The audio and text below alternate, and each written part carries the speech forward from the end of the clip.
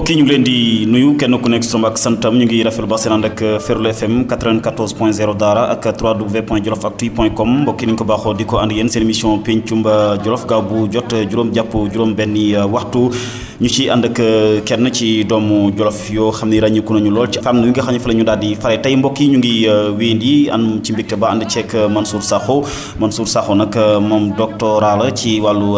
droit privé nekk tamit nag professeur ci wàllu droit des affaires nekk directeur général Jolof Consulting Group loolu tiit lu am solo la waaye tamit nag moom ci boppam tamit nag nekkoon na ci parti CRC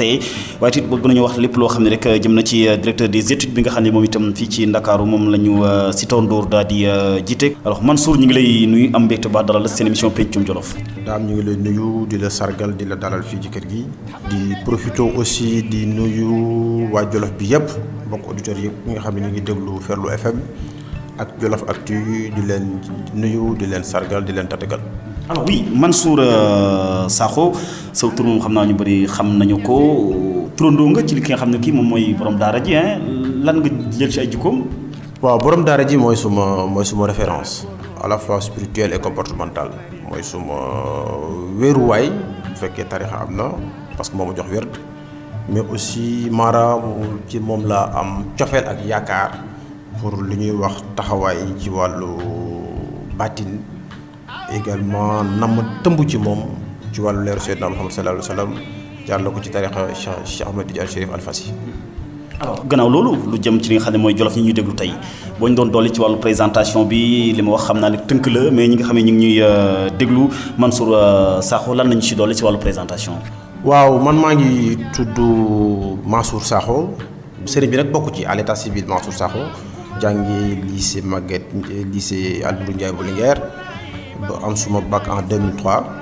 yàlla def ñu am ci bourse état yi doon joxe maanaam bourse d'excellence yi dem Maroc jàngee fa. Université Assane Premier fa laa def sama licence en droit des affaires après bi mu amee licence droit des affaires ci daa ñibbi Sénégal en 2006 ñëw également yeggale suma maîtrise en droit des affaires à l'université Gaston Berger de Saint-Louis en 2007 2008 ma ñëw Dakar defi suma DIA diplôme d'études approfondies en droit de l'homme après je me suis inscrit en thèse dugg ci wàllu nag enseignement supérieur di bëgg a wasaare li nga xam ne nii moom la ñu suñu borom dénk ci wàllu information juridique bu ndaw ñu war ko séddale war ko pàccoo xale yi nga xam ne yittewoo nañ ko ñu leen woo ay ndongo daara tubaab di leen woo ay étudiants ci enseignement supérieur bi. oui Mansour loolu ci tënk la mais également lu am solo la ñi ñuy déglu doomi Lamine Sakho nga imam Sakho je pense que loolu dana tax ñi gën a gindeeku ci ñi nga xam ne ñu ngi déglu mais également doo ko wax mais major nga également ci bi ngay def bac ci département bu Linguère lycée Albouri Ndiaye quand même loolu lu rëy la donc ba nga nekkee major nu mu la defoon ci Jolof gi yëpp. waaw mais sant rek sant bu baax parce que suma papa dafa am lu ma yàgg wax daf ma doon wax Mansour doomu baadaloo première moo ko jig ndax boo paree ku rusul sa baay rus say diplôme loolu yaakaar naa ne suma papa ak papa As Mbaye yàlla yàqu leeram yàgg nañ ma dëkkee kàddu boobu suma nopp naa ma doomu baadaloo première moo ko jig boo paree mu jàng ku rusul sa baay rus say diplôme donc di ci sant yàlla rek nit mënul yàlla moo man loolu la yàlla defal rek gërëmee ko te tam sant say waajur yi nga xam ne ñoo la jàppale ba tey nga yegg si fii maa ngi profité également pour gërëm sant bu baax Pape Mbaye ak Ndiéye Ndaw ñi nga xam ne ñooy sumay mbokk yi mu nekkul lycée Albouri Ndiaye bu Linguère. alors oui dem nga Maroc am nga bourse d'excellence comme ni nga ko waxee woon gannaaw résultats yi nga xam ne am nga ko mais ñëwaat Sénégal pour continuer waat sam njàng ci université Gaston Berger lan moo ko waraloon lu tax mënoo ko matal foofu. waaw dama jàppoon ne faaw ñu teel a jege marché du travail dama teel a gëm ne njàng mi bul dem dans le cadre théorique rek mais faaw nga jege le marché de l'emploi moo tax bi ma ñëwee maa ngi ñëw ak également ay prescriptions pour l'université Marseille 1 ak Toulouse mais j'avais préféré ci ndogalu suñu borom toog Sénégal xam la culture de l'entreprise sénégalaise maanaam entreprise yi naka la ñuy liggéeyee xam également l'approche entrepreneurial loolu permettre na ma bi ma ñëwaatee Sénégal ma am fit pour jàng rek non seulement pour jàng mais pour mën a xam nag ngay taxawee ci biir marché bi parce que marché bi mooy suñu cible en fait. oui moo waral droit des affaires ba nga jàng ko. waaw droit des affaires j'ai toujours été passionné par les affaires. citoyen lambda bi nag ki nga xam ne nii gindeekuwul ci wàllu étude bi boo na ko affaire rek day jàpp suñu mbokk bu kaalawu wala ku toog ci marché bi jaay mais les affaires comme ni ko Yves Guillon di waxee c'est toutes les opérations et activités de production de distribution et de service maanaam activités yi nga xam ni dañu indi koom-koom dañu war a lalu ci benn droit benn norme parce que norme bu ñu ko ci lalul ñoom ñi nga xam ne nii li leen yitteel rek mooy wut xaalis mën nañoo gaañante ñu koy wax ci wàllu droit à la concurrence déloyale donc moo tax tey ñu jàng droit des affaires c'est un droit qui m'a beaucoup passionné en réalité. alors mais enseignement bi également teel nga ci dugg surtout li jar a fàttaliku mooy ASP agent de sécurité de proximité également ñi leen njëkk a tàggat bokk nga ci yow ñi leen doon tàggat. waaw ñooñu ñu ngi leen tàggat parce que bi ñu paree suñu DEA madame Amsatou Sidibé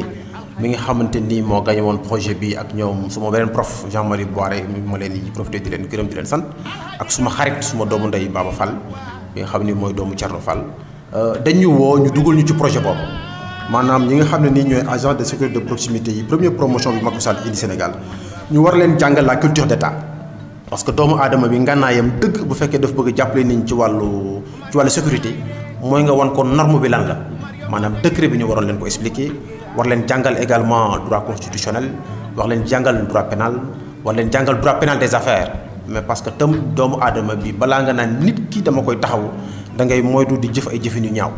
jëfin yu ñaaw yooyu ñun en droit c'est ce qu'on appelle l'infraction et l'infraction elle est punie par ce qu'on appelle le code pénal sous l'encadrement du code de procédure pénale donc mooy yooyu nga xam ne nii wasaare nañ ko ci ñoom ba tey daal foofu lañ commencé woon dugg ci enseignement supérieur bi. oui mais droit public am na droit privé également am na yow sa xel mi ngi màcc ci droit privé. waaw droit privé la ñu jàng mooy droit bi nga xamante ni état li mu ci intervenir bariwul maanaam day entreprise privée yi les personnes privées et tous les acteurs et les opérateurs yi nga xamante ni dañuy nekk génne seen xam-xam génne seen initiative privée mettre en place seen entreprise pour jéem a doxal seen bopp. bu na doxal seen bopp nag dañu nekk cim réew dañuy jéem a doxal seen bopp mais état moo leen gouverner donc ñun droit bi nga xamante ni mooy accompagner les initiatives privées ñun ci boobu la ñu yëngu ñu koy wax dans le droit privé. alors oui mais directeur également des études ISM loolu ci lu am solo la également boobu tamit lan moo la si jóg lan moo la si dugal ak lan mooy liggéeyam école bi. waaw deuxième mooy institut international de management moo nga xam ne ni mooy institut bi nekk en place. avant ñu nekk directeur des études de deuxième dañu nekkoon simple professeur dans les universités privées mais bu ma duggee ci école yi dafa am lu ma njëkk a marqué mooy dafa am ñaar ñu ma def ak entretien ñoom dama def ak ñoom entretien pour ñu jël ma mais bi may def ak ñoom entretien dañ ma jàng lu bari et puis gën ma ñaaxaat parce que dañ may defal entretien kenn ki ne ma man maa ngi am bac plus 2 en tourisme kenn ki ne ma man bac plus 3 la am du mu tudd école yi. bi ma defee ñu entretien ba pare je me suis dit que man waruma dugg ci école rek pour jàngale mais war naa mën a dugg ci administration yi ndax ñii ëpp ñu ma profil pour ma dugg ci administration yi donc idée boobu laa doon demee mais également di jéem a jege le management des écoles parce que du jàngale rek moo nekk ci école mais le management bu ñu wax management nag mooy naka ngay taxawoo ndongo yi nga xam ne nii ñu ngi ñëw ci école yi yan approche nga mën a am ak ñoom naka ngay wax ak ñoom naka ngay organiser seen dund parce que étudiant tey c'est un produit non maîtrisable parce que dafa bëri ay caprices lu ko neex la xam mais aussi amagul degré de maturité kon il faut avoir benn rapport à la fois flexible et autoritaire pour nga mën a nekk ak ñoom c'est-à-dire xam fooy naxanteeg ñoom mais également xam foo leen recadrer donc loolu ci laa def exercice tuuti su mu borom am lu ñu ci dimbalee après ci lañ ma wóoloo nag également jox ma tout ce qui est direction des études maanaam da nu ñu programmer cours yi niveau bu ne yan matière lañ war a def yan professeur ñoo ko mën a jàngale année bi ñaata matière lañ ci def nga def articulation des modules mais également war a conformer wu ci recommandation yi nga xam ne ni ANAQ mooy agence nationale d'assurance qualité de l'enseignement supérieur muy un organe contrôleur créé par l'État moom la wax ne ñun noonu lañ mën a liggéeyee pour xale yi tey bu ñu leen former fii ci Sénégal ba pare ñu mën a am ndëgërlaay ñu mën a am également gis-gis mais aussi ñu mën a jàng lu doy ndax mën a compétir avec les citoyens de l'espace communautaire mais également mën a compétir avec les citoyens sur le plan international. oui alors mais gannaaw loolu lépp également xam naa ne moom lu jëm ci wàllu kuréel yi ci étudiants yi jow nga sa loxo lu bëri ndax du loolu moo tax nga taxawalatal sa groupe bi nga xam ne da nga ko duppee Jolof Consulting Group. waaw mais dama mos a jàpp ne étudiants yi waruñu leen bàyyi seen bopp parce que waruñ ñëw ci école yi di jàng di fay ñu bàyyi leen ñu dem l'exercice de la citoyenneté bi mën a def ak ñoom mooy di leen orienter système d'orientation bi nag man dama ci am ay approche particulière mooy damay mettre en place des clubs notamment les clubs les plus importants mooy ay ndaje yu ñuy def am na benn club boo xam ne maa ngi ko tuddee le club des ambassadeurs boobu bu ma ko jëlee ci lay gëmloo ne étudiant bu génn ci école bi war nga mën a refléter image yu école bi. war nga nekk ambassadeur. parce que ambassadeur bu ñu ko waxee peut-être sunu yaay yi nekk foofu ak ñoom Talla Diop ak ñoom Amer Sarr xamuñ luy ambassadeur mais maanaam fépp foo dem rek boo taxawee war nañ xam ne kii kat taxawaayam bu rafet bi waxam bu sell bi gis-gisam bi yaram bi bëgg boppam bi wóolu boppam bi am gis-gis bi am confiance ci boppam bii kat école ba moo ko ci def. donc ci lay profiter pour étendre ci ñoom la culture de l'école. Bon, dañu am ay club WhatsApp mais également dañu am ay rencontres loolu day sacrer ce que j'appelle la culture de l'assimilation de l'école day wax ne ñoom école bi ñëwoon pour fay rek mais dañu bokk ci école bi. beneen club bi nga xam ne nii dama koy mettre en place c'est le club de leadership parce que tey leader dañu koy tàggat waroo bay nit ba mu nekk mag rek nga ne ko kaay jiite wala kaay liggéey dafa war a nekk ne bu duggee ci université ba nga wan ko ne ko léegi kat y a ce qu'on appelle la culture de la rupture épistémologique. maanaam jikko bi nga amoon bi nga nekkee lycée ak jikko bi nga war a am tey dañu war a wute gi nag mooy parce que dafa am foo jëm fi nga jëm mooy entreprise et je dis toujours que l'institut ou l'université est l'antichambre de l'entreprise maanaam fi ngay jaar pour dem ci entreprise bi mooy université bi kon boo ñëw ci université bi dafa jot nag nga war a am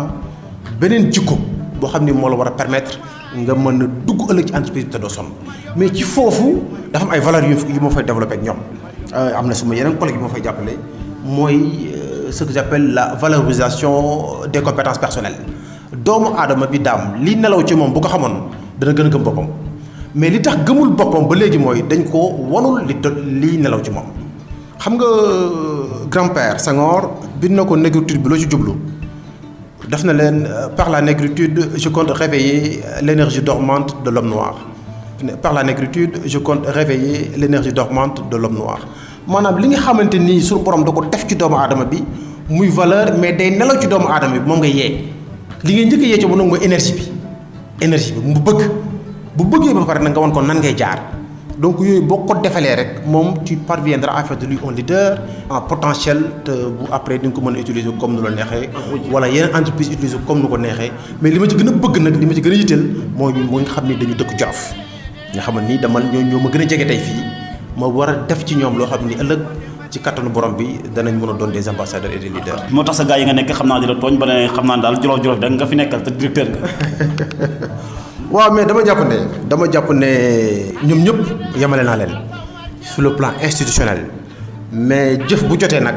dafa am foo xam ne nii fa nga war a taxawee tey ñii bu ma leen seetaanee fii ñu jàng di ñibbi rek li Jolof na mucc ñoom mën na ko ñàkkam mais bu ñu ñëwee fii tey am na mission yoo xam ne bu ma koy joxe war ko jox nag wax dëgg yàlla ku dëkk Ziguinchor am ak ñoom dara wala ku dëkk Kédougou mais nag ma jox ko ku dëkk Daara Jolof mu gis ci boppam man mën a liggéeyal école bi te moom tam mu am ci njàngat ndax ëllëg mu mën a am lu mu mën a taxawee pour servir Jolof. alors oui xam naa moo tax doomu Jolof fii bëri fii lool Mansour Sakho mais école privée également bëri na surtout université privée yi mais finalité bi jafe-jafe nga xam ne ñu ngi koy jànkonteel surtout leadership bi nga xam ne moo ci war a mën a am nit daanaka jàng na ba yëy ay kayitam am ay lijaas yu bëri mais day mujj di taxawaalu du am liggéey lan moo ko waral pratique théorie bi dafa bokkul wala mënuñu dugg ci biir marché yi di jënd seen bopp. waaw mooy li ma la wax gis nga club yi bu ñu ko créé wul ci école privée yi. on est en train de commercialiser l'enseignement supérieur c'est-à-dire dañu mel ni dañuy koy jël comme boutique bi te waruñ encaisser xaalisu xale yi rek bàyyi la ñuy dem les entreprises s'ouvrent de jour en jour les entreprises sont toujours demanderesses de l'emploi mais est-ce que préparer nañ étudiant bi jox ko non seulement le savoir rek mais le savoir-faire non seulement le savoir mais le savoir-être mais aussi xam loo ko ne entreprise yi soxlawul ay notes yu ponkal sax amul benn entretien bu ñuy def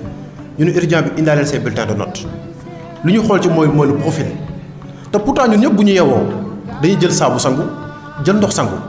mais saabu bi ak ndox bi sunu yaram bi lay raxasul sunu jikko te l'entreprise est intéressée prioritairement par le profil employable et flexible maanaam nga mën a def ay valeur ci doomu aadama bi ba ëllëg mu mën a dugg ci entreprise te du am problème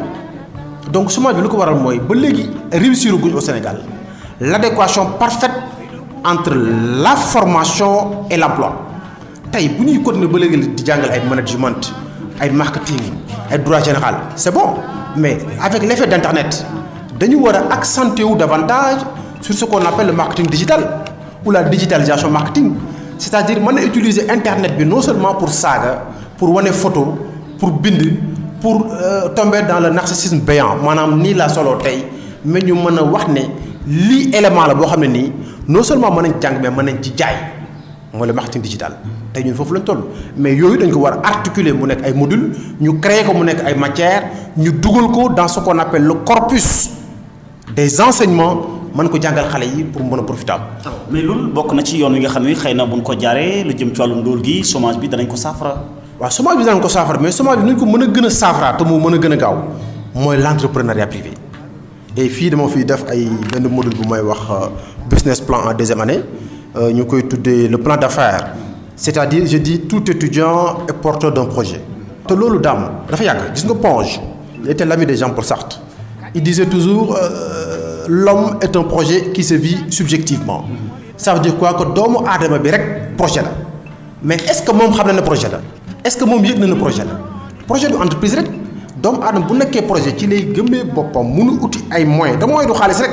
les premiers moyens sont les moyens cognitifs c'est le savoir il faut avoir le savoir il faut avoir l'approche par les compétences boo amee loolu nga mën a teg dara doomu aadama yi mën a teg dara ay DER a ngi fii ay yeneen a ngi fii ay prêt bancaire a ngi fii mais pourvu que man étudiant yi en deuxième année impérativement dañu may defal ay business plan d'affaires ba pare soutenir ko ñu xam le caractère bancable du projet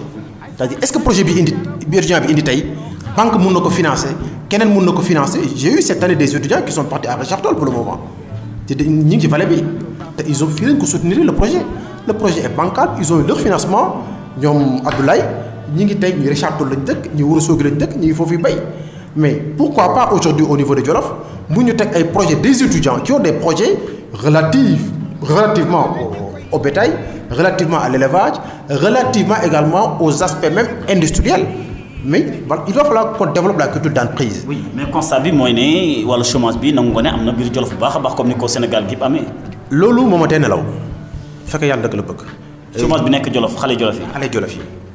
bu mu leen gisee ñu ñëw di jàng chaque matin j'ai le cœur meurtri moo may gën a tiisal parce que dama ne ñii après fu ñu leen dugal moo tax par anticipation doomu Jolof yi bu ñu mettre en place des plateformes yoo xam ni dañuy dépasser suñu considération personnelle taire nos ambitions personnelles fexe xool ñun yan mécanisme lañ mën a teg pour ëllëg xale yi ñu am fu leen dugal suñu jarbaat yi di jàng nekk école primaire suñu rakk yi suñu doom yi ëllëg duñu am fu leen dugal te mënuñu dëkkee rek nag Jolof laa dëkk kon waruma liggéey lii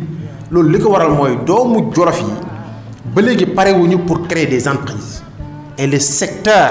le plus florissant c'est le secteur industriel. mais lu tax entreprise yi mënu leen a fekk biir Jolof wala biir Jolof lu tax gën a entreprise yooyu mënuñ ko faa def. war nañ ko mën def entreprise mais Jolof li ñu fi war a njëkk a def mooy une très grande université privée maanaam ñu fekki leen créer leen loo xam ni dañ la mën a permettre ñu mën a jàng ci anam yu dul sol parce que les gens n'ont pas encore fait le bilan mais l'échec pour les étudiants de Jolof dans le cadre privé et dans le cadre supérieur dafa am doole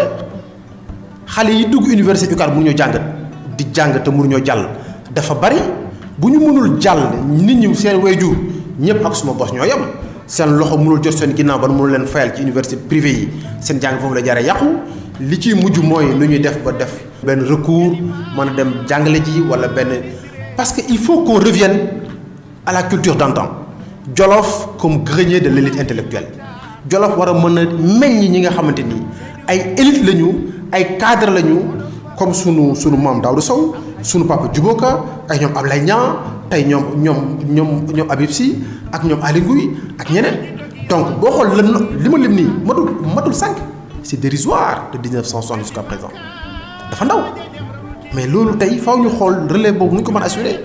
parce que dañ leen a xaw a abandonné dans le cadre des études bu étudiants yi jógee dem ci autorité par exemple parce que dañu bëgg logement parce que dañu bëgg manifestation mais est-ce que saytu nañu ñooñu ba xam mën nañoo jàng wala mënuñoo jàng wala bu ñu jàngee ci yan condition la ñuy jàngee. alors oui université privée bi naka lañ mën a def ba am ko biir Jolof. waaw naka la ñu mën def ba am ko je pense que ñun ñàkkuñ ci jóg ñu ngi ci am na loo xam ne volonté la laaj mën nañ ko wax dans le cadre public volonté boobu noonu am nañu fi manifesté wu ñu bari mais aussi dafa laaj ay procédures en interne. yaa ngi koy dox. waaw ñun am na yoo xam ne ñu ngi koy dox am na yoo xam ne moom mënuñu ko fësal ce sont des projets personnels mais daal intention lañ tollagum c'est à l'état embryonnaire c'est-à-dire il est permis à l'être humain de mettre en relief ses intentions quand elles sont saines. alors université boobu boobaa ci lan la war a mën a yëngu dëgg-dëgg. agriculture ak élevage d'abord tey waruñu seetaan université Sine Saloum bi ñu ciy former agriculture ak élevage di ko yóbbu Kaolack te tey li nga xam ne ranch de Doli bi ñu ngi ko teg foofu nu ñuy bayee ak nu ñuy càmmee mais bu ñu ko wanee sunu rakk yi ak sunu doom yi ak sunu jarbaat yi ñu mun ko jàng ba pare am le cadre parce que les terrains sont là les terrains sont en jachère ñu mën a occuper foofu mu am ce qu'on appelle des ateliers des phases théoriques et des phases pratiques mais loolu du projet bu benn doomu aadama attan c'est un projet faramineux boo xam ni ça demande impérativement l'intervention de l'État mais également des autorités compétentes de la place. en tout cas yaa ngi ci def ay jéego yu am solo. alors mbokk yi may fàttali yéen a ngi seen émission pencum Jolof ñu ànd ceeg Mansour Sakho doctorat la ci wàllu droit privé waaye moom itam professeur la ci droit des affaires nekk directeur général bu Jolof Consulting Group. alors mais émission bi ñu ngi koy jagleel ki nga xam ne kii mooy Bakar Samba Fall di ko ñaanalaat yàlla woyofal suuf ci koom ndax waxtaan yu bëri yoo xam ne ñi ngi ko doon def samedi bi weesu rek teg nañ ay waxtaan yoo xam ne séq nañ ko ak moom itam mu nekkoon ko am ambition lool ci taxawaay bi tey jii wax dëgg yàlla lii fekk ko fii donc laata ñu dugg ci wàllu politique Mansour xam naa ne diggaale nga ak moom te soxla woon nga loolu ñu wax ci. waaw vraiment di masawu famille bi sunu bopp lañ koy jaale parce que Bakar sunu xarit la sunu rakk la mais aussi di bokk ak tiis waa Jolof yépp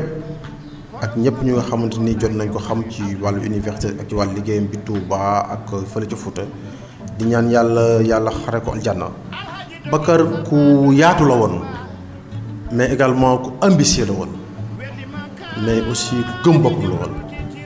mais taalibe Cheikh bu wér la woon ci lu ma xam yàlla na ko sunu borom utal kër ci aljanna yi koy ci barke ku mu wóolu woon muy Cheikh Tidiane Chérif jalla taala xanu. alors oui ñu koy jaalewaat ñëpp di ko jaale wàjjuna bu góor ak ñi nga xam ne ñoom la àndoon nag ci langue politique mais justement politique Mansour Sakho lii lépp ñuy wax wàllu politique la xëy na politique bi nga xam ne moom la ñuy dund jamono ji ñu ngi ci jamonoy campagne violence yi gis nañu ko Tambacounda ay nit ñu dee mais loolu lépp laata ñu ci ñëw sa engagement politique fan la dooree. waaw politique bi engagement bi dama ñëw Dakar bi ma ñëwee Dakar di pare suma DEA ma dugg ci politique parce que également engagement ñàkk ko def warul parce que dafa am nu dëkk bi doxee doomu aadama war a trouver des cadres d'expression de ses idées maanaam am foo mën a waxee sa xalaat rek doy na ci engagement te cadre politique dina la may nga mën a taxaw wax ne nii laa xalaatee nii laa bëggee nii laa gisee lii mooy suma yéene lii dox na lii doxul est-ce que bu ñu ko defewoon nii est-ce que une kyrielle d'interrogation qui te permet de manifester ta valeur d'être humain mais également ta valeur de citoyen. donc ci laa duggee politique en 2011 ànd ak suma papa suma xarit suma kilifa le député Aliou Dia mu yor parti bu ñu tuddee CRC ci laa nekkoon di politique ak moom di ko jàppale moom mooy ñuy liggéey di ànd ci yu bari. sa waajur moo la ci dugal donc.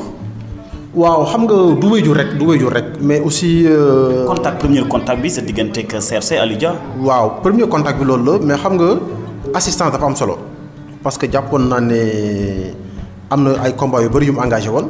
te combats yooyu c'était des combats salutaires gis nañ également li mu def ci Jolof taxawu ko ci wàllu mbay mi ci wàllu càmm gi ci wàllu nem nga xam ne ñeneen ay ndar ay nappkat ñu gis ne lii taxawaayu fula la. mu koy wax ci bu ñu nekkee Maroc la mu gënoon a marqué buy wax tudd suñu dëkk te li tubaab di wax à tout oiseau son nid est beau donc doomu aadama yi amul dëkkuwaay mu taxawaay dëkkuwaay bi ci li ko yàlla mënoon a may mu war ko utiliser muy laminam alors loolu moo feesoon sa bët ci Aliou Dia doxalinam bëggoon Jolof wala. non pareeguma loolu taxoon na li nga xam ne nii waaye également li mu yoroon dafa bari gisoon naa ne amoon na ay mébét ci wàllu defar ñun tam ñaari doomu aadama ku nekk bu bëggee defar te keneen ki gën ko jege ci defar ki nekk ci gannaaw war naa sëcc keneen ndax mbir mi defaru loolu lañ tënkoon ci ay wax ci ay kaddu ñu doxee ko matee ko suñu borom def lu mu def. alors oui nga dem ba jiite cadre yu CRC ñu dénk lépp lu jëm ci wàllu information animé nan nga doon animé parti bi surtout cadre yi CRC ndax parti bu structuré la. waaw parti la boo xam ne nii mënoon gën a structuré en fait parce que man dama jàpp ne comme li Senghor doon wax dama gëm ñaar l'organisation et la méthode disait Senghor donc parti bi mënoon na gën a structuré wu mu amoon structure ci lay ëpp animation mais aussi ñu bañ ko def ce que j'appelle une des démarches personnelles et personnalisées mais ñu mën a teg lu bëri ci table ji ku nekk di wax xalaatam. ku nekk am nga ci part de responsabilité Mansour par exemple yaa nga woon ci parti bi yàgg nga ci yàggoo ci mais quand même lan nga ci def loo xam ne di par exemple structuration bi nga xam ne bëggoon nga mu demee ko dëgg-dëgg demeewul noonu. waaw non structure bi bu ma ko waxee mooy daal c'est-à-dire mettre en œuvre les statuts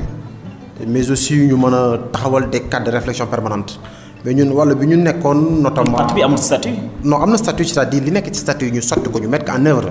je parle pas de l'établissement je parle de la mise en œuvre des statuts c'est-à-dire li nekk li ñu wax ne noonu la parti doxee ñu doxalee ko noonu donc loolu mooy mise en œuvre je pense. donc loolu également animation bi gars yi ñu ngi ci woon bu baax ma gërëm suma rak suma xarit Xadam Boy bi nga xamante ni bi ma ñëwee andi naa ko bu mettre en place la plateforme des étudiants yaakaar naa ne boobu ku tomboon biir Dakar. di nga gis les animations dans le cadre de l'AST la CRC ñu indiwaat beneen image jàppale ko ci loolu mais aussi des combats yoo xam ne nii certains des combats politiques mais même des combats personnels donc parce que loolu aussi mooy ànd ak nit da ngay ànd ak moom ci lépp loo xam ne dugg na ci nga yéene ko ci jàmm bul ko wokk bokk mënul rayal nga xosi kële ba nga xam ne nii yéen ñëpp di ngeen nekk ci jàmm. alors ndax parti bi dafa fare boor xëy na comme ni ñuy gisee parti Sénégal yu bëri daanaka ki nekk ci bopp bi rek mooy lépp Aliou Dia Mbadou dafa jëloon akimoo lépp tout tourné autour de lui. non à vrai dire amul approche coopérative. maanaam. c'est-à-dire ku nekk du mën a mettre en valeur ses idées.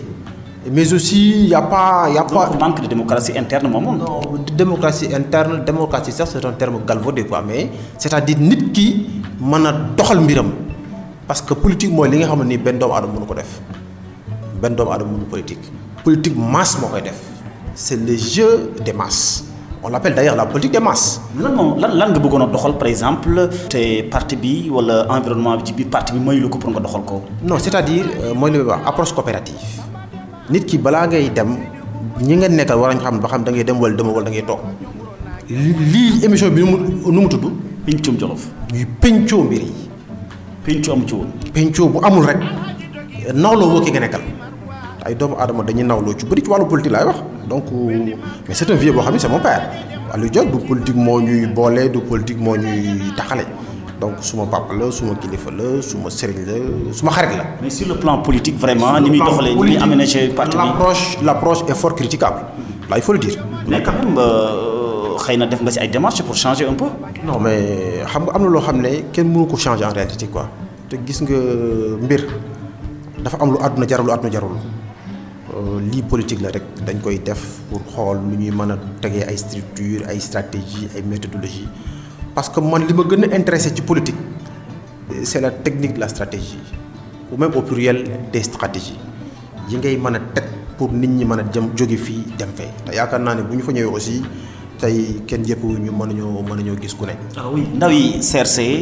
yi nga jiite woon surtout cadre yi gisuñ seen bopp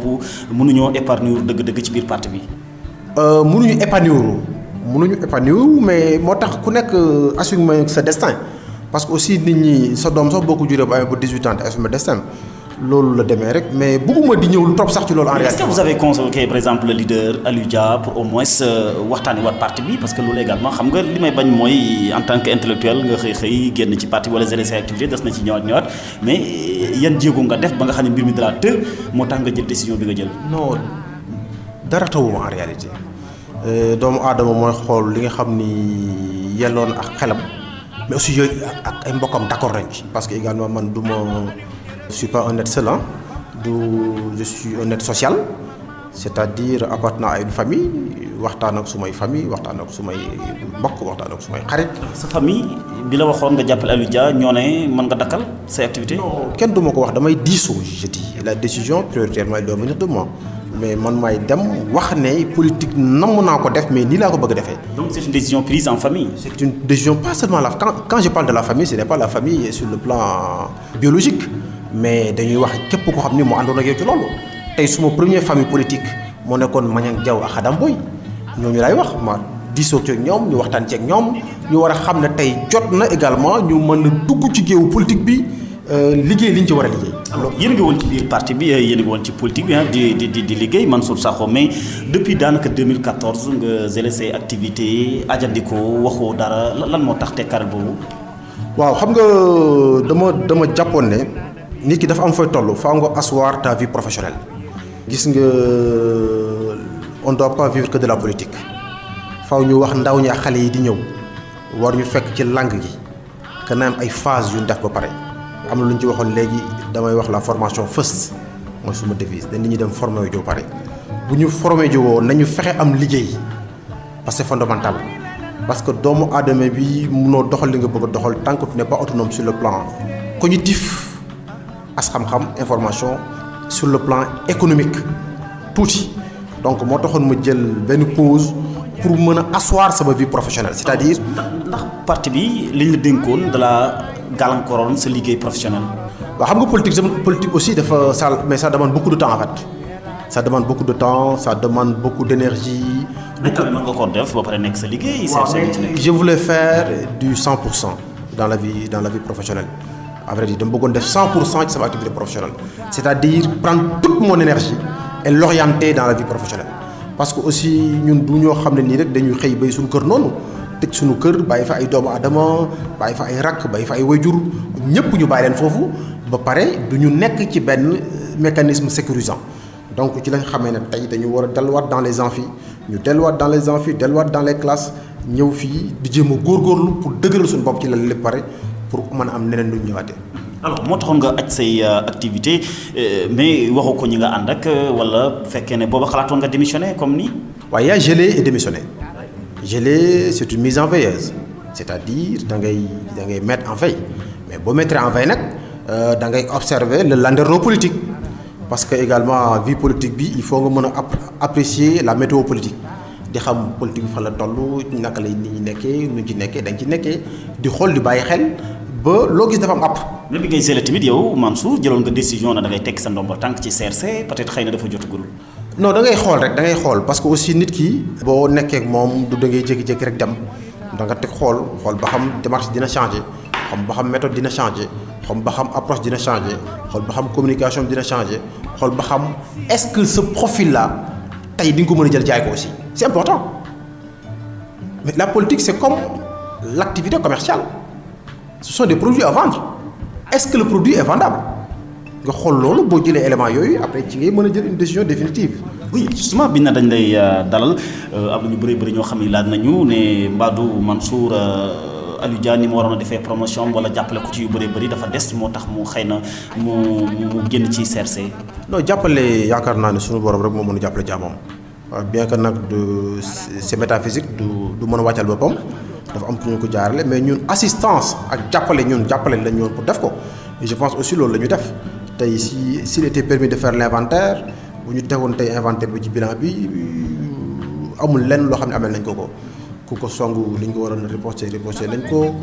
s'il s'agit de faire de la prospective maanaam xool les approches de demain ni ñu ko mën defee loolu lañ ko def également li ñu dénkoon ñu war ko doxal yaakaar naa ne doomu aadama na wóolu boppam ci lépp ginnaaw bu mu wóolee yàlla ci lépp. mais assistance également bu mu waroon def également à ton côté dafa des. non man yooyu joxuma ko trop de considération en réalité quoi. mais en réalité kon lan moo tax nga démissionné. non c'est l'approche coopérative dont je te parlais il y a pas d'animation parce que ñun bu ñuy jóg di jàngi xamuñu woon nit yaakaaruñu woon ne nit dana mën a ñu defal lii donc bu ñuy ñëw di politique aussi teguñ ko woon dans un aspect boo xam ne nii comme un escalier bu mën a jaar pour jàll bu na ut escalier à l'époque on allait voir Karim Wade on allait voir un autre leader. Karim Wade pourquoi. à l'époque je dis à l'époque. oui pourquoi. non parce que tu as dit ndax mënu la jàppale parce que pour te dire que nekkuñ ci jàppale ñun. mais ndax da nga amoon relation ak Karim Wade moo tax. bien sûr il y a mouvement bi fi la ñu nekkoon am na ñoo xam ne ensemble au Maroc ce sont des amis et cetera mais demuñ ci yooyu parce que man jàkkaaruma ne doomu aadama bi tey boo ñëwee dëkk Jolof bëgg a def dara Jolof da nga war a ànd ak ñu nekk Jolof loolu mooy sama conviction personnelle. alors mais kon CRC en crise la nekk donc. ah bon là il faut le demander à l'administrateur. en tant qu'ancien coordonnateur des cadres. non mënuma ci joxe ay considération yoo xam ne nii ay jugement de valeur la man bëgguma ay jugement de valeur. ñàkk animation moo tax nga génn. waaw loolu je l'assume et je le dis. mais attends mais bi nga génne lu tax bindoo lettre de démission intellectuel nga jàngalekat nga ci université yi comme ni ñu ko defee ci wàllu yoon déposé nga ne bon démissionné naa. mais daam ku ne leen déposé wu ma. non je pose la question. waaw koy da nga naan est-ce que. non je dis est-ce que. mais donc yooyu yëpp daam amul solo. est-ce que laaj naan la laaj bi est-ce que. waaw non xam nga loolu y a ce qu'on appelle en droit le parallélisme des formes parallélisme des formes bu amee nga mën def loolu parallélisme des formes mooy lan da ngaa defoon lii war a def lii en droit mais bu loolu amul bul def lii donc loolu non man tam dama ko teg ci droit. xam ba xam yaa ngi def may waxee. non mais ñi dégguñu. waaw parallélisme des formes mooy bu fekkoon da nga am benn cadre formel bu taxaw nga mën a conformer wu ci loolu mais cadre formel bu taxawul faut pas formaliser là où la loi ne distingue pas du am sens. Le parti CRC est un parti informel. Non, je ne saurais le dire. Moi, je fais un constat par rapport à la question et par rapport à la procédure susvisée. Alors, lu tax bindoo demande de démission. mais dépassé nañ foofu xam nga la ma doon dépassé nañ foofu parce que ñun bu ñu defee communiqué ñoom dañuy def riposte. oui mais bi ngeen defee communiqué également communiqué nii rek la mais parti boo ci nekkee dafa am noo ciy génnee. mais l'adresser à qui. Aliou Dia. en tant que. le président ou bien le coordinateur. daam nañu. il ne l'est pas. non nañu jóg foofu parce que dama bëgg ñu. il ne l'est pas Aliou Dia. si dama bëgg ñu dugg ci ay. je vous demandais est-ce que Aliou Dia normalement moom nga ko war a adressé non. waaw moom lañ ko war a adressé mais bëgguma di tudd kooku trop parce que Aliou suma papa la. mais ñu bëri ñoo xam ne ñii dañuy déglu tamit suñu internautes yi suñu auditeurs yi tamit vraiment bëgg nañu xam la réalité ce qui a vraiment poussé Mansour Sakho à démissionner. c'est-à-dire dañuy def ce qu'on appelle des pratiques redondantes ou pléonastiques c'est-à-dire dañuy répété wu. Mais c'est bien, la répétition est pédagogique. Elle est pédagogique, mais quand la compréhension est acquise, on s'en tient à d'autres informations. Oui, alors, nga zélé ces activités dem ba benn période surtout nag jamono ji nga xam ne ñu ngi ci campagne utali ay élections présidentielles ban vision nga amoon ci avant ngay dugg ci Macky Sall c'est vrai que sax ci Macky Sall ngeen àndoon ah. Voilà vision bi ma ci am rek mooy que politique dafa xaw a doon benn champ buy bouger. donc buy bouger du constance day yëngu bu yëngu dafa am élément yooyu jël en compte pour mën a def la relance parce que ñun ci relance la ñu tolloon d'abord notifier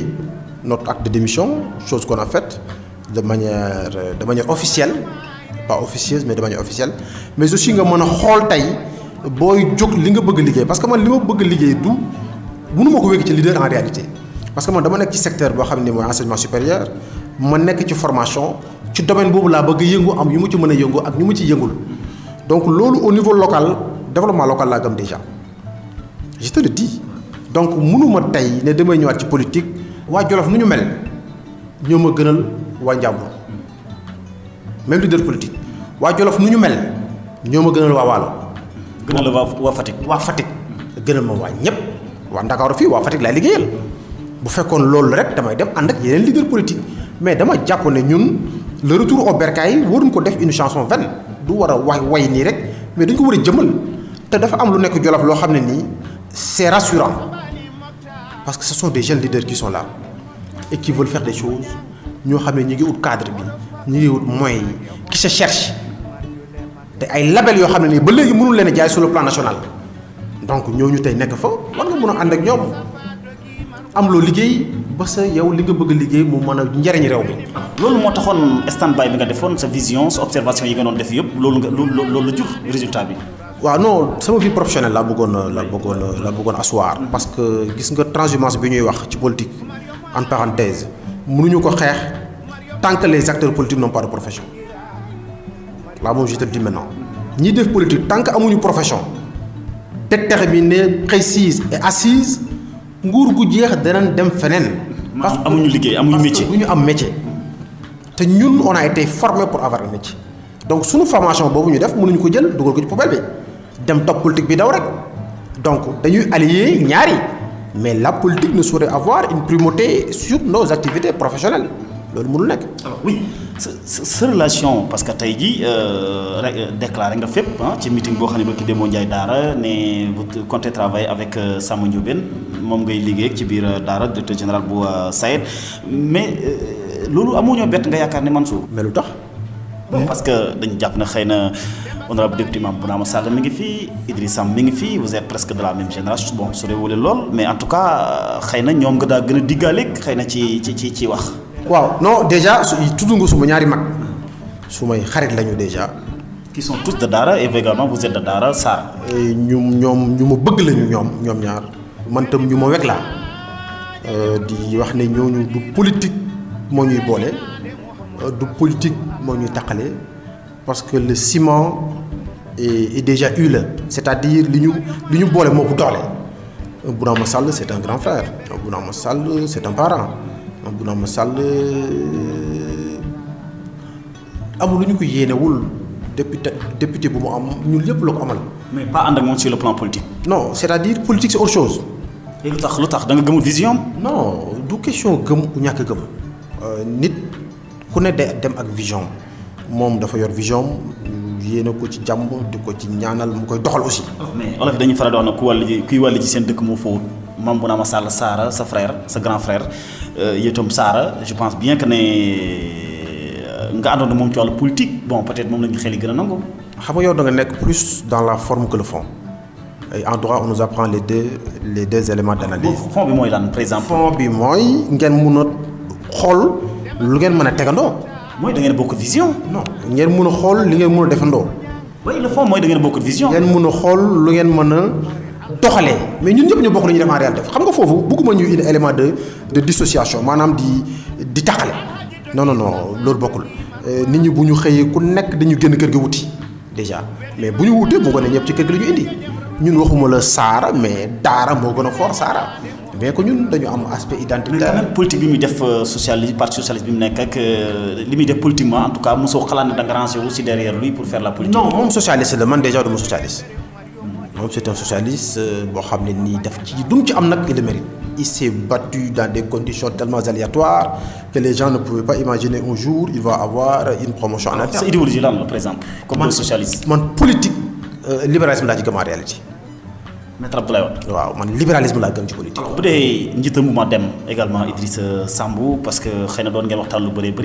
mais pas peut-être pour par rapport ak mouvement Dem parce que gis nañ bërki Demba Ndiaye également nga jël ay bourses yaa xam naa ne may ko ay ndaw yoo xam ne xëy na sax Idrissa am na lu mu ci dox. loolu lépp peut-être am ñu jaakaaroon na vous travaillez pour le mouvement Dem. non suma xarit suma frère Idrissa Samb dañu liggéey ci benn partenariat boo xam ne nii en ma qualité de responsable de Jolof Consulting Group ci un cabinet buy orienté ay bourses di may ay bourses di orienté étudiants ci lañ ko offrir ay bourses de formation mu bénéficier ko à ses militants. il fait beaucoup d'efforts également pour la jeunesse donc dañu ñëw liggéey ak moom parce que ñun sunu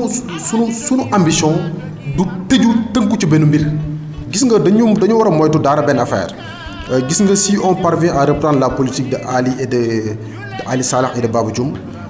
politique classique boobu ñu installé benn dichotomie maanaam ay distance yu bari ci diggante ñaari leaders yooyu Daara du ci jariñoo tey doom kenn mënul jóg rek. war ñu jël exemple ci ñaar ñooñu ni ñu doxal nañ doon doxalee politique. non c'est-à-dire approche boobu elle est handicapante liñ dissocier leen carrément loolu baaxul tey amul benn gis nga coalition bi ay coalition tey ñoo nekk candidat lu tax ay coalition du ay parti politique de parce que l'air est au leadership collégial tey jamono bi ñu nekk. du jamono benn leader mais dañuy def asseoir un leadership collégial ñi nga tudd fii ñooñu la ñuy liggéeyal directement ou indirectement les Mame Bounama Sall les Idrissa Samb les Samba Ndiobène les maires de Daara et cetera nit ñi mettre en synergie les compétences pour que Daara man ci jariñu mais bu ku nekk toogee bureau ku nekk toog fi mu toog kenn yéenewul sa morom jàmm kenn waxoo ci sa morom lu baax heureusement ba loolu daluñu duñu mën a dem. mais mosulaa xëcc pour nga ñëw ànd ak moom ci Dem. non il dit franchement non mais c'est une personne que je respecte. politiquement mosu leen ci waxtaan vraiment. non du politiquement mosuñu waxtaan ci loolu mais je salue son engagement lui aussi il me le rend bien Bounama tam noonu la ku nekk day nekk ci lu muy liggéey mais ñu xam ne liggéey bi ñoo ko bokk. oui alors Mansour Sakho bi nga démissionné yow la ak Maniang Diaw wax nga ko Khadam Boye également alors mais yow da nga choisir quand même yow ak Khadam Boye pour ne da ngeen dem ànd ak le directeur général de la SAED Samba Ndiobène Ka lu tax choix bi ak moment bi. waaw choix bi mooy choix bu ne dañu toog rek ñu waxtaanee ko xam nga àdduna waxtaan daf ci am solo munoo àndal ko waxtaanul ak munoo àndal ko waxut ak munoo àndal koo xam ne nii laaju la sa mbir ci affaire bi munoo àndal koo xam ne nii waxu la ne bëgg naa ànd ak yow munoo àndal également koo xam ne wi defulu la offre politique parce que offre politique moom ngay jël nga décortiquer ko nga joxe sa acceptation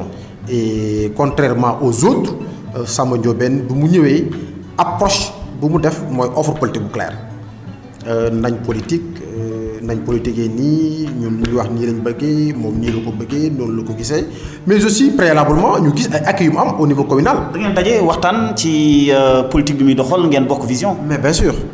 te ñi fi jaar ñii ñëpp amul kenn koo xam ne kii toog nga waxtaan ak yow sur le plan politique. non am na ñu nu waxal mais pas ñi nga cité en réalité quoi. mais Samba Ndiobène quand même da ngeen a bokk waxtaan bokk vision. dañuy waxtaanaat xool lu ñu tënk ak nu ñu ko mën a doxalee. kon ndaje yu bëri def ngeen ko yéen ñaar. waaw xam nga ndaje du toog waxtaan rek déjà. peut-être nit ñi dañ koo gisul moo tax xëy na am ñoo xam ne dañuy wax ne Mansour Sakho Samba Ndiobène Ka sur le plan politique mosuñ ko yaakaar. waaw mais fii li fi am lu bëri nit ñi sax lu ñu yaakaar mu yàqu généralement. dañ doon dox ci suuf donc kon. waaw mais xam nga tam loolu la ay nit ñoo xam ne vraiment nekk nañ ci tam di ci dox ci diggante bi. oui for nañ ci yow béy ne El Hadji Ada Diouf moom nga xam ne ingénieur la dalal naa ko ci émission bi également moo dox affaire bi. waaw Ada dox na ci lu bari moom suma rakk la suma xarit la yéene bi également am na lu mu ci jëf lu bari am na lu mu ci wax lu bari mais li am solo du nit ñi du man du Samba Ndiobène mais lu ñu war a def pour dëkk bi te loolu comme benn doomu aadama rek mënu ko def te ñun ñëpp dañu bokk ci dëkk bi bu ñu ko deful ëllëg danañ am yaraanga.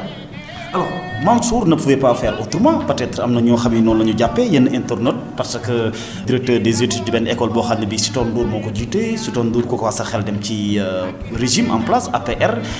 mënul woon a dem opposition wala mosoo ko xalaat sax yow. non mais man je suis libre indépendant autonome. mos nga xalaat pour woon dem opposition bi nga defee stand boobu. non je suis libre de faire des choix et de les assumer xam nga la véritable indépendance est celle de l'esprit. ñun mënuñu inféodé wu ci benn doomu aadama c'est-à-dire benn doomu aadama mënul empêcher ñu bëgg a def suñu choix assumer ko et j'en profite également pour dire que lui également il n'est pas comme tel dañuy échanger lu bari sur le plan politique également mu may xalaat jox ay xalaatam. qui c'est Sitor ñuy waxtaan lu bari ci politique mais du ma demee rek loo xam ne nii moom la bëgg ci politique donc. tey dañuy xool loo xam ni man élément local lay gën a jël ko élément national en fait parce que gis nga je viens de Daara comme ça mais doomu aadama bu ne buy def lu baax beneen doomu aadama war na ko reconnaître Samba Ndiobène en train de faire d'excellentes choses pour la commune. mais en tout cas à part El Hadji Ada Diouf donc Sitor Ndour ñoom ñoo tax ba nga fekk Samba Ndiobène. waaw ci ñoo xam ne xam nga leen te mun nañ ko wax mais du fekk c'est dañuy toog ñu waxtaan ñu xool nañu liggéey. alors seen àndandoo partenariat la collaboration la. mais c'est une collaboration boo xam ne yaakaar nañ ne bu ñu àndee. boo xam ne au finish lan la mën a jural Daara. waaw mooy Daara mën a gis boppam ci politique de développement bu ñuy def au niveau national. Daara gis ko ci. man gën a gis boppam. loolu ñun ñoo war a àndoo sa responsabilité boobu. mais quand même ay cadres yu mel ni yow nee nañ Daara gisul ci premier vraiment mandat wu Macky Sall. constat bi nga def. non def ma constat boobu. premier mandat bi Daara moo ci gis boppam. ci ban président parce que Daara moo ci am un PCA du port. Daara moo ci am 3 députés. Daara moo ci am un directeur de la SAED. donc ñooñu ñu. nomination la mais sur le plan infrastructurel. non damay ñëw pare gu ma beneen bi nag acte 3 de la décentralisation la am na yoo xam ne. bu ñu la ko joxul yaa koy jëli am na loo xam ne c'est la compétence du maire moo war a dem tey xool fu mbir mi war a nekk mu doxalee ko mais ndomba tànk yooyu ma la wax sur le plan politique c'est intéressant dans une localité quelconque bu ñu fa amee 3 députés yoo xam ne ñu ngi ko am ci mandat Macky Sall bi am ci direction de la SAED am ci PCA port loolu limal ma benn commune bu ndaw bu ko am. alors mais loolu am na solo quand même mais jeexantal bi mooy lan ci dëkk bi ci Daara commune. waaw mais Daara commune ñooñu tey ñi ngi def li ñu mën. quand tu prends Samba Ndiobène mi ngi def lu mën Bounama Sall mi ngi def lu mën le PCA du port mi ngi def lu mën. mais ban infrastructure tey nga mën a wax ne taxaw ne gouvernement bi kat wax dëgg yàlla war nañoo mën a jàppale APR Macky Sall parce que Macky Sall am na lu mu liggéey Daara commune. mais pas Daara commune rek. oui je parle de Daara commune parce que vous êtes de Daara mais même fekkee ne Jolof yëpp ngay incarné mais également man je mets l'accent sur Daara commune. mais xam nga Daara commune ñi nga wax noonu yoruñu la compétence locale bi ça relève de l'autorité locale. alors donc maire bi moo def li mu waroon def. l'autorité locale la mairie yooyu du bii lañ ciy wax. on va faire beaucoup d'activités, on va faire beaucoup de communication pour la gestion locale. da nga yaakaar dafa manqué communication boobu activités yi ñu war a def. non mais ça reste honnêtement am loo xam ne mën nañu ko def mais tey li ñu soxal mooy ñu mën a wax askanu Jolof que tey juróomi candidat yi ñu ci teg ci sunu gis-gis ci sunu yaakaar Macky Sall présente le meilleur profil et mérite tey ñu renouveler son mandat. et dañ doon gis à chaque fois élection yi buy am. xanaa booy def campagne moom da nga naan waa Daara parce que Macky Sall fal na seeni doom donc voilà jàpp leen ngeen fal ko. non dama naan leen maa ngi jógee Dakar à 17h maa ngi yegg si Daara à 20h loolu la leen wax ça suffit. mais au niveau de Daara quand même voilà. mais au niveau de Daara également nit ñi ñu ngi étendre mooy li ma lay wax. réalisation gisoo ko. développement local autorité locale moo koy porté. ça n'a rien à voir avec la mandature. donc le maire moom moo des Mao Ndiaye. waxuma des nag desu dama ne moo ko war a def. maintenant bu ñu waree moo deful parce que gisuñ ko. bu ñu waree examiner sa gestion la ñu examiner ko mais tey à l'heure où nous sommes mooy mi nga xam ne dañu war a tànneef googu parce que dañu nekk suñu wéjur nekk suñu mbokk ku nekk dina ñoo présenter mais juróomi candidat yi taxaw mënuñu gis benn candidat boo xam ne rapport au nom de Macky Sall mu am lu mu jot a def ak lu mu jot a yeggale ñu war ko permettre mu renouveler mandat boobu pour mën a joxe l'entière satisfaction à la population locale et nationale te ñun duñu œuvrer ci loolu. en tout cas gis nañu barki démb yéen a ngi dem ci daral ga di doxantu di def seen i meeting ak ñoom seen yooyu mais en tout cas Ousmane Sonko dugg na Daara de parce que quand même meeting bu fees la en tant que vraiment ci nomination yi nga wax yii yëpp lan moo waral affluence boobu envers Ousmane Sonko. waaw d'ailleurs doxantuwuñu dañu def caravane. waaw caravane kay mooy doxantu man suul rek. xam nga doxantu déjà doo xam foo jëm dañu def caravane am ay points cibles. maanaam jóge mairie dem ci daral bi wax ak ñi nga xam ni mooy suñu mbokk éleveurs yi dem ci daralu nag bi ak ci daralu xar bi bu ñu wax ak ñoom ba pare ñu dugg ci marché hebdomadaire bi wax ak ñi nga xam ni mooy les commerçants. ngeen wax leen daal par exemple. di leen wax mooy denrée de première nécessité yi nga xam ne nii wàññi nañu ko ci mandat bu njëkk bi bu ñu joxee ki nga xam ne mooy Macky Sall le second mandat man leen permettre mu gën a alléger la vie des citoyens parce que Dame on a beau chanter les infrastructures mais gis nga ceeb bi ak diw bi ak yeneen denrées de première nécessité nu mu amee réduction sur des réductions yoo xam ne ku nekk mën nga ci teg sa bët. alors bilan ak promesse ngeen doon def. waaw bilan ak pas promesse rek mais loolu la ñuy wax prospective c'est-à-dire lii lañ fi def lii moo nekk suñu kanam. mais Sonko affluence ñi ko toppoon nga dimanche fekk ko place publique. lan moo ko waral. non mais xam nga fii ku tëgg woote yi ñëw parce que meeting dafa xew ba léegi Sonko amagul. le buzz bi URD amoon en 98 le buzz bi réew mi amoon en 2007 te ñoom ñaar kenn mënu ci am 20% des élections donc il va falloir que nit ñi. Idriss Samb mi ko fa toogal donc c'est peine perdue. non xam nga bëggumay dugg ci une fois de plus ay. mais c'est son représentant en quelque sorte. non mais peine perdue c'est méchant et c'est trop dire mais dama naan nit ku ne moo def choix di ko assumer mais dama. déjà perdu les élections. mais à l'évidence il s'agit de perdre les élections ils ont déjà perdu ñoom ñëpp xam nañ ne tey les 4 candidats que amuñu benn chance pour remporter élection bi quand on prend la coalition de Idy 2019 coalition symbolique la ñoom ñëpp autant qu'ils sont amul ku ci mën a gagner benn commune donc c'est une constellation de frustrés. Et ancien maire de Dakar ancien président de l'Assemblée nationale ancien premier ministre en tout cas. c'est symbolique c'est ça que j'appelle une coalition symbolique mais je dis c'est une constellation de frustrés. njataayu ku mer nag ak ñu mer wax lu bon ak xuloo rek moo fay mujj donc tey et Idy a échoué à faire passer son bail avec le peuple Idy proposé le projet ba sonn Sénégalais ñu bañ parce que Sénégalais yi ils n'ont pas confiance en lui Sonko également je pense qu'il faut mu jëlaat beneen temps bu bari pour mën a gagner en expérience mun ma gëm ba Daara Jolof nga ñëw wax avancée de la mer. def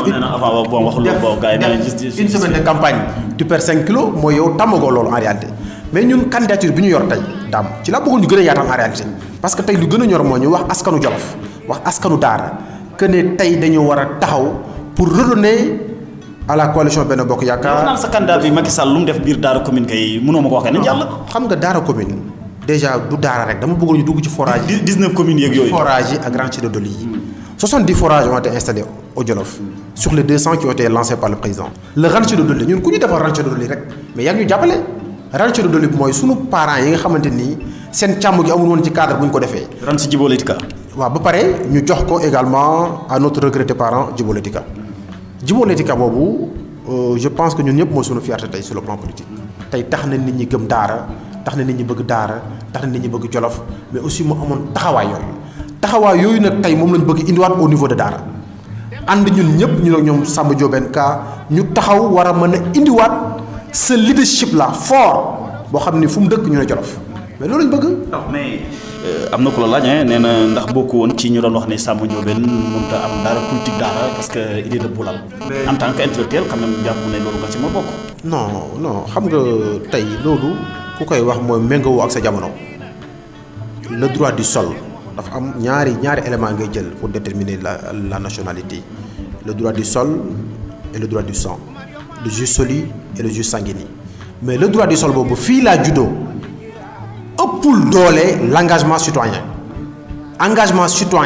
dafa am primauté sur le droit du sol te tey ñun ñëpp ay citoyens universels lañu nit ñi bokkatuñ sax fii laa juddoo fii laa bokk pour tëj foofu Manuel Valls moo nekkoon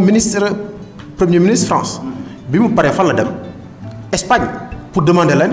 une mairie nit ñi nekkatuñu ci ay considération d'ordre territorial fii laa dëkk fii laa juddoo def naa fi lii bëgg naa fi lii moo ko ëpp solo ci loolu la ñu nekk. oui justement alors sa collaboration ak Samba Diobène Ka présidentielle dong lay yem wala local. waaw présidentielle lay yem dina dem local.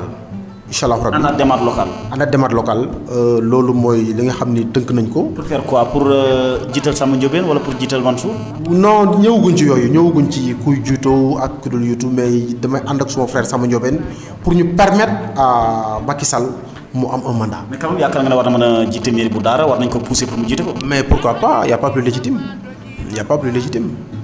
bu fekkee légitimité mi ngi jóge ci bëgg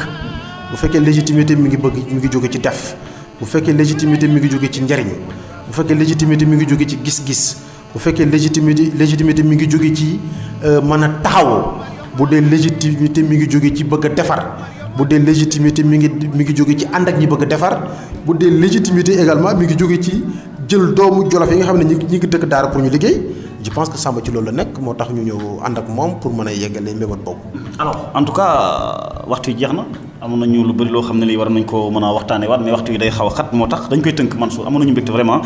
dalal ci seen émission pencum Jolof bi ñu baaxoo di dalal doomu Jolof. waaw nga may ma rek ma nuyu waa Jolof yëpp waa rawatina waa Daara Jolof di beral nuyoo également suma papa suma kilifa imam Lamine Sakho di suma xarit suma lépp ci àdduna di ko nuyu. sa papa la sa xarit la. waaw suma papa la suma xarit la suma conseiller la également lu ñuy wax ci rajo donc dañ koy jéem a jëfee di nuyu également suma yaay booy mère Daba Guèye di nuyu waa Daara gi yëpp di sant ñëpp di gërëm ñëpp di wax ne daal nañ taxaw ñi nga xamante ni masoon nañ leen jox mbir doxaluñu ko ñu bëgg fu ñu doxalee te mënuñu ko ñu moytu leen xool daal choix bi gën jàpp nañ ne c'est le choix relatif à la candidature de Macky Sall ñu joxaat ko gungi ko ndax lim ñu joxoon ci premier mandat bi ñun waa Daara ñu mën am lu ci ëpp. alors mbokk yi ñu koy gërëm di ko sant bu baax mu nekkoon Mansour Sakho nekk doctorat ci wàllu droit privé nekk tamit professeur ci wàllu droit des affaires nekk directeur général bu Jolof Consulting Group waaye tamit bokkoon ci parti CRC yooyu yëpp xëy na am na ci solo waxtaan nañ ci li nga xam ne di waxtu yi may nañu ko am na lu bëri loo xam ne jukki nañ ko ci yaakaar naa ne ñi ñuy déglu danañu xam ci li mu nekk moom Mansour Sakho amoon nañu mbégte ndax wax dëgg yàlla moom itam loolu duñ koy wax si ndorteelu émission waaye xale yi jolof yu bëree bëri rawat ne étudiants yi mi ngi ciy taxaw ñu bëree bëri te loolu tamit moo ñu gën a ñor en tant que doomu jolof képp koo xam ne kii yaa ngi def loo xam ne da ngay jëmale doomu jolof yi kanam rek yaakaar naa ne war nañ laa sant war nañ laa gërëm war nañ ko waxti ba mbokk yi ñu déglu xam ko mu nekkoon mbokk seen émission pencum Jolof Dame Ndiaye mu nekkoon ci kaddu gi ñu ngi gërëm Ferlo FM Daara ak www.jolofactu.com jàmm ak jàmm